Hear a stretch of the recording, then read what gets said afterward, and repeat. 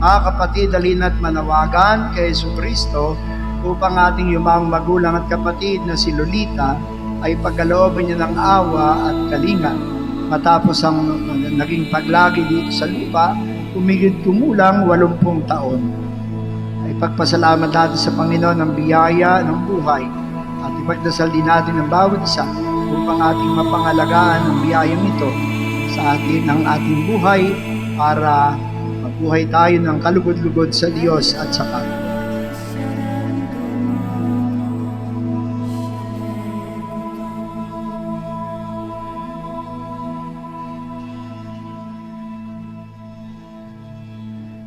Ama naming makapangyarihan, ang pananampalataya namin ay nagpapahayag na namatay at muling nabuhay ang iyong anak.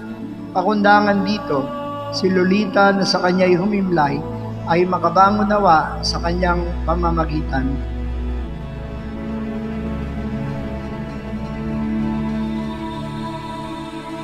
Pagamat, maaari sabihin natin nakaabot siya sa 80 edad. Mahaba-haba yun. Dahil bihira na ngayon ang umabot sa ganun. Dahil karamihan, kanina nga, ang mga naunang nilibing na patay kanina, 30 anyos, 49 years old, 50 years old at higit. Wala pang 60, ano. Pero kaya nga, para bang paikli ng paikli ang buhay ng tao, lalo na sa ating mga Pilipino.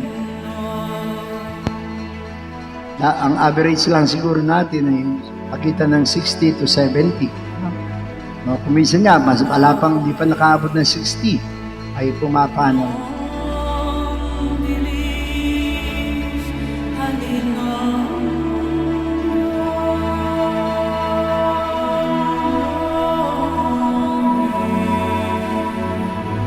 Pero sa gayon pa man, pala tayo at nagpapasalamat dahil ang ating magulang at kapatid na si Lolita ay inabot pa ng 80.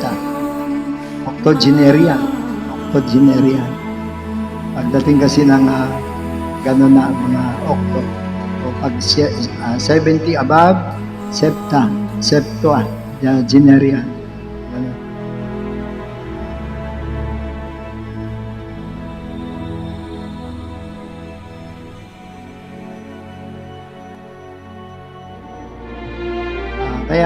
Pero yung paman, pagpasalamat natin sa Diyos ang biyaya ng buhay. Di man tayo makabot ng 90 o 80 o 100, kaya nahangad ng marami sa atin. At least, mabuhay tayo ng marangal, mabuhay tayo ng mabuti, kalugod-lugod sa Diyos, lalo na siyang ating pinagmulan at siyang ating hahantungan. At sa pagdating ng sandali na tayo harap sa Kanya, ang tanong ay, ano ba ang maisusulit natin sa Kanya na ginawa natin sa buhay na ito na ipinagkatiwala sa atin? Sana nga mayroon tayong maisusulit sa Kanya na makabuluhan dahil aasahan ito sa ating paglisan sa mundong ito na sa pagharap natin sa Diyos, mabibigyan sulit natin sa Kanya ang ginawa natin sa buhay na ito na ipinagkatiwala sa atin.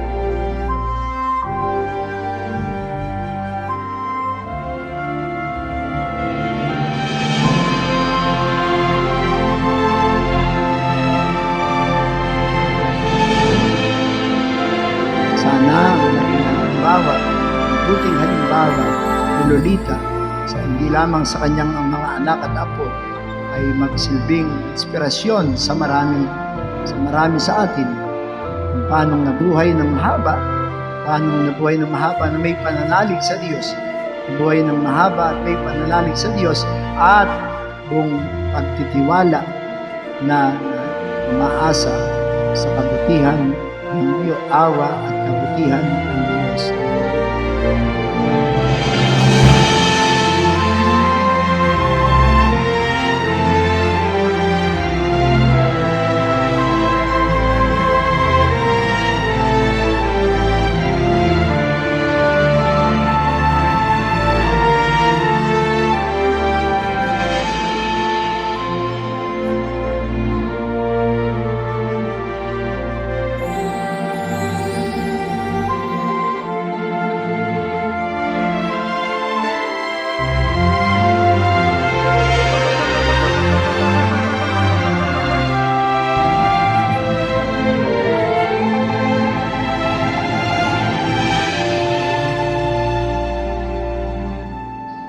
Sana yung man lang ay maging pamana sa atin ng mga nauna ng pumanaw.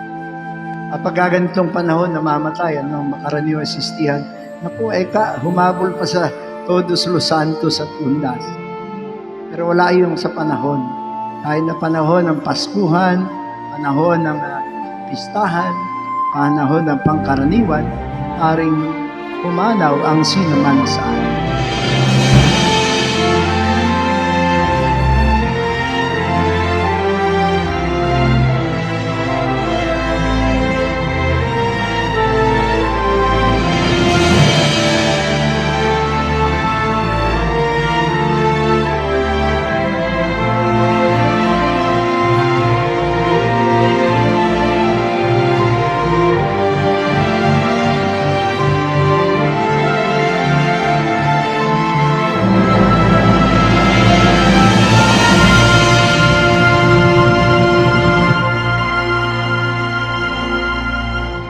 Mahalaga sa pagpanaw natin ito ay nakahanda tayong humarap sa ating Panginoon. Nakahanda tayo na anuman ang maaaring mangyari ay naniniwala at umaasa tayo sa kabutihan ng Diyos sa bawat isa sa atin.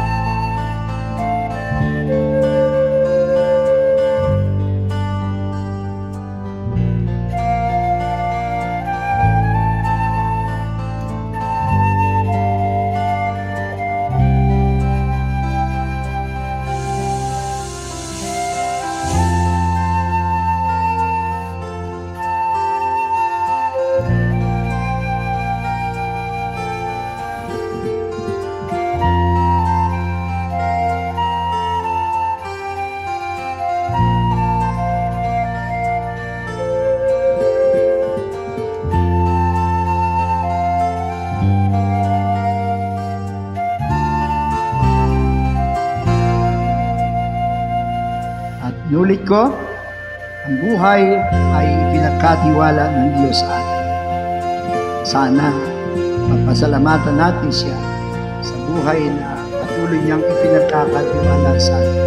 Sa mabuhay at mamatay man tayo sana ay manatili tapat sa ating Panginoong Diyos.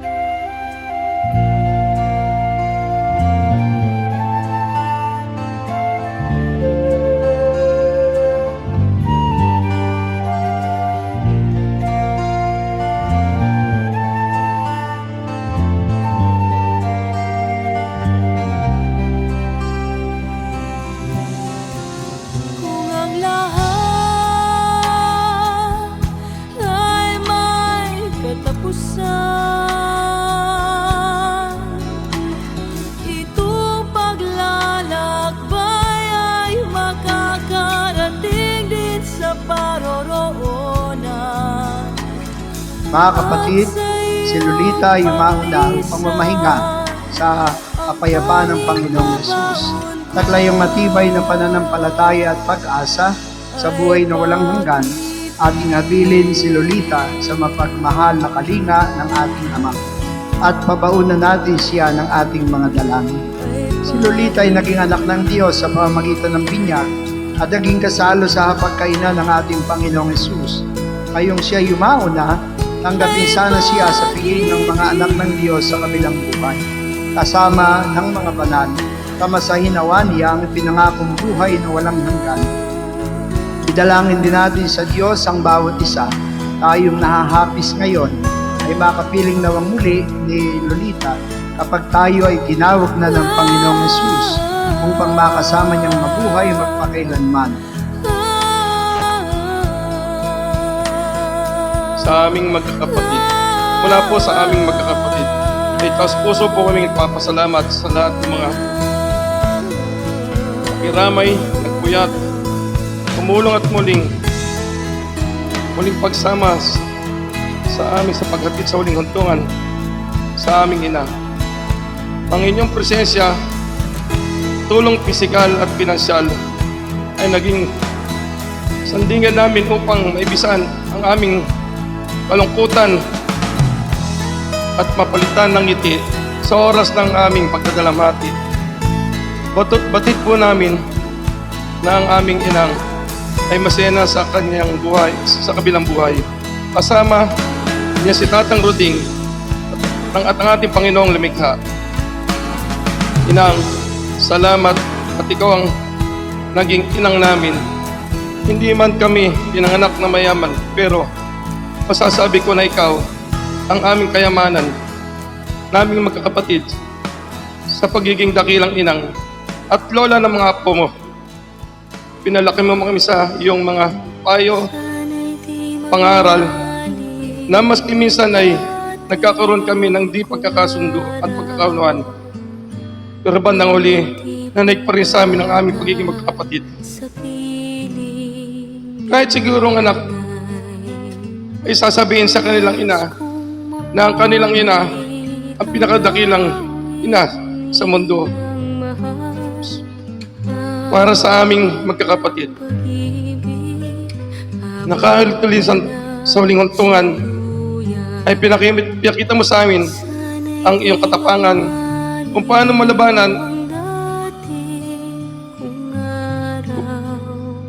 malabanan ang iyong mga karamdaman. Siguro, hanggang doon na lamang talaga ang tinadhana para sa iyo ng ating may kapal. Muli, sa inyo pong lahat, sa aking mga pinsan, kamag-anak, mga kapatid kasama,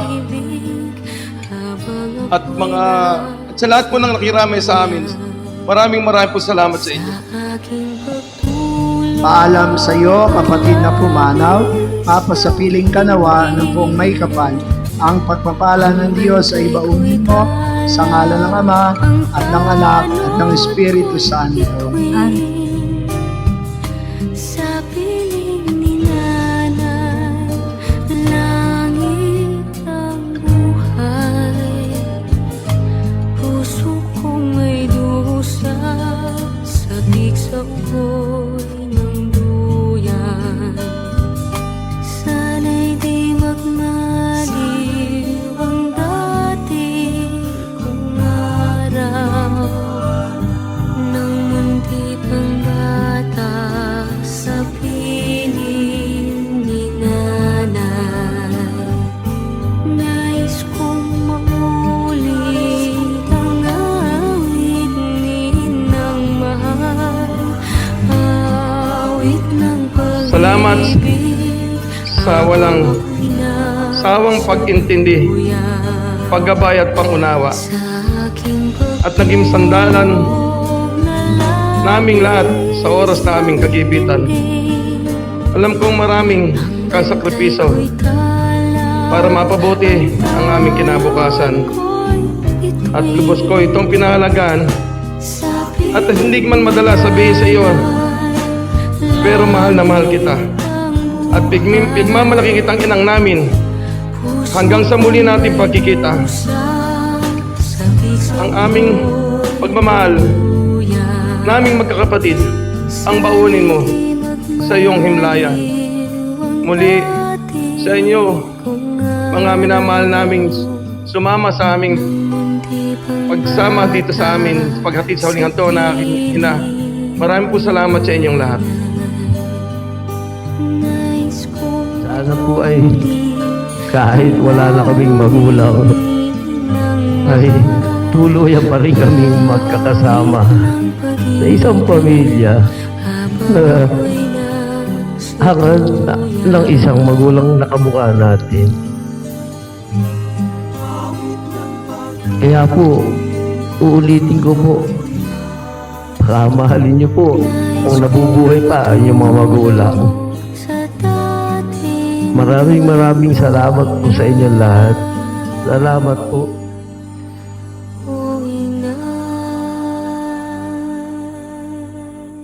Salamat po sa pagdalo niyo po sa akin sa bahay. Pag natutulog po ako, kayo ba rin po iniisip ko? Bakit sabi na rin po kay Lolo na maraming salamat po sa pagpapalaki po sa akin. Lalo na po sa pagmamahal. Show them all the beauty they possess inside. Hindi ko po kayo makakalimutan ni Lola.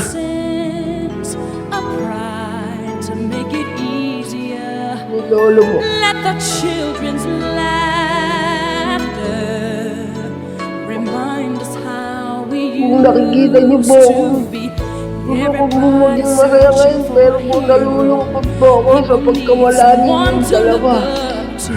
I never found anyone who fulfilled my needs. Pero po kailangan ko pong tanggapin A lonely place to be. na wala na po talaga kayo sa tabi ko at hindi niyo na po talaga kaya. I decided long ago never to walk in anyone's shadows. Hanggang If I sa muli fail, po, if I paalam po, succeed, Lola. at least I Mamimiss po live kita. as I believe. No matter what they take from me, they can't take away my dignity. Because the greatest love of all is happening to me.